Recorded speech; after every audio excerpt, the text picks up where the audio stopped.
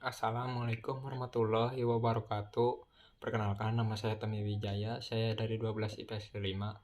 Saya akan menjelaskan tentang latar belakang Cekoslovakia, proses terjadinya perpecahan Cekoslovakia, dan dampak perpecahan Cekoslovakia. Yang pertama, latar belakang. Sebelum Perang Dunia ke-1, negara Cekoslovakia dikenal dengan Kerajaan Habsburg yang merupakan satuan Austria-Hungaria. Wilayah kerajaannya dikuasai Bohemia, Moravia, dan Slovakia. Namun runtuhnya kerajaan Habsburg pada akhir Perang Dunia ke-1 mendorong negara ini membentuk sebuah negara independen yang dinamakan Cekoslovakia yang beribu kota di Praha. Dari sini latar belakang munculnya negara Cekoslovakia. Sejak terbentuknya negara Cekoslovakia menjadi sebuah negara republik pada 28 Oktober tahun 1918, negara ini sudah terkenal sebagai negara industri yang cukup maju di Eropa. Hal ini disebabkan sesama kekuasaan Austria-Hungaria, Cekoslovakia dijadikan sebagai pusat industri dan salah satunya yakni pembuatan senjata.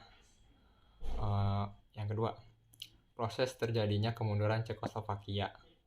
Selain memiliki paham komunis, Cekoslovakia melakukan politik tangan besi, menggambarkan rejim kepemimpinan yang keras dan kejam, hanya kepada pihak-pihak yang dianggap membahayakan kepentingan pemerintah. Agama berada di bawah kendali pemerintah, ditambah penangkapan pihak-pihak yang dianggap anti pemerintah. Meski awalnya merupakan negara yang maju, lama-kelamaan Cekoslovakia mengalami kemunduran karena sistem ekonomi yang terpusat. Hal ini mendorong timbulnya gagasan dan tuntutan kepada pemerintah untuk melakukan reformasi. Yang ketiga, dampak keruntuhan. Yang pertama, 1. Pembagian wilayah kekuasaan. Perjanjian berupa hak atau wilayah terhadap properti atau aset negara. Hal ini sudah tertuang dalam Undang-Undang Konstitusi No. 541 oleh Majelis Federasi pada tanggal 13 November 1902, yaitu mengenai penetapan aset negara pada Ceko dan Slovakia. Pembagian ini meliputi luas wilayah atau tanah negara yang ditetapkan bahwa dengan perbandingannya 2:1 atas kepemilikan negara Ceko dan Slovakia. Pembagian ini berdasarkan pada perbandingan populasi antara Ceko dan Slovakia. Yang kedua, pembagian properti negara. Pembagian untuk properti negara juga tertuang dalam Undang-Undang Konstitusi Nomor 541 oleh Majelis Federasi, yakni pembagian properti negara termasuk perlengkapan militer negara, angkutan berat seperti pesawat dan kereta api, hingga kas negara yang berupa cadangan emas milik negara. Ketiga, pembagian arsip negara. Sedangkan pembagian untuk arsip negara berdasarkan Konvensi Wina 1983 pasal 30, yaitu perpisahan negara. Kepemilikan suatu arsip berdasarkan pada kepemilikan wilayah. Oleh karena itu, pembagian arsip negara tergantung dari banyaknya wilayah dari masing-masing. Pembagian wilayah antara kedua yang tentunya sudah diatur dalam Undang-Undang Konstitusi Majelis Federasi Nomor 541. Keempat, penetapan mata uang. Penetapan mata uang juga menjadi perhatian kedua negara tersebut.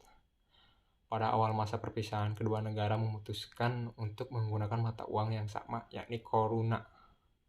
Apabila mata uang tersebut diganti, akan menimbulkan kerugian bagi kedua belah negara tersebut, terutama negara Ceko, sehingga ditetapkanlah mata uang yang sama. Akan tetapi, GDP negara dihitung per tahun.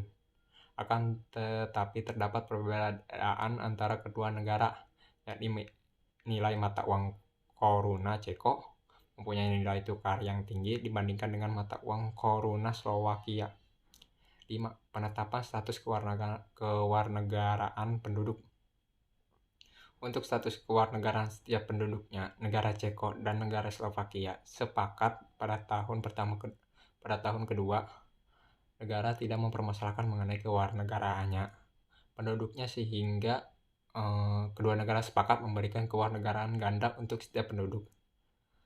Dalam rukun waktu beberapa tahun, penduduk Ceko diizinkan untuk memasuki wilayah Slovakia tanpa paspor, hingga akhirnya kedua negara sepakat dan berpatokan pada perjanjian Szechenz yang berisi bahwa penduduk yang tinggal di Eropa berhak memilih bertempat tinggal dimanapun di wilayah Eropa serta berhak mendapatkan pekerjaan.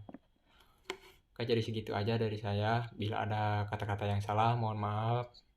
Wassalamualaikum warahmatullahi wabarakatuh.